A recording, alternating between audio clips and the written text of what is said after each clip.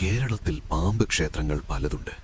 പക്ഷേ ഇന്നും നാഗങ്ങൾ ജീവിക്കുന്നു എന്ന ആളുകൾ വിശ്വസിക്കുന്ന ഒരു ക്ഷേത്രം മാത്രമുണ്ട്: മണ്ണറശാല.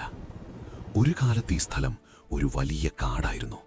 സാധാരണ കാടല്ല, നാഗഭൂമി എന്ന് ആളുകൾ വിളിച്ചിരുന്ന സ്ഥലം.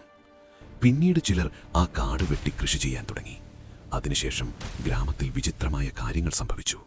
പാമ്പുകൾ എല്ലായിടത്തും കണ്ടു തുടങ്ങി. കുട്ടികൾക്ക് അസുഖം വന്നു, വിളകൾ നശിച്ചു. ഒരു ബ്രാഹ്മണ കുടുംബം അവിടെ താമസിച്ചിരുന്നു. ഒരു ദിവസം അവരറിയാതെ ഒരു സർപ്പക്കാവ് നശിപ്പിച്ചു. ആ രാത്രിയിൽ ആ കുടുംബതലവൻ ഒരു സ്വപ്നം കണ്ടു. ആയിരക്കണക്കിന് നാഗങ്ങൾ, അവയുടെ നടുവിൽ നാഗരാജാവ്.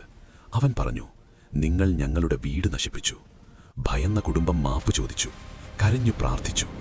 അതിനുശേഷം ആ സ്ത്രീക്കൊരു കുഞ്ഞു പിറന്നു.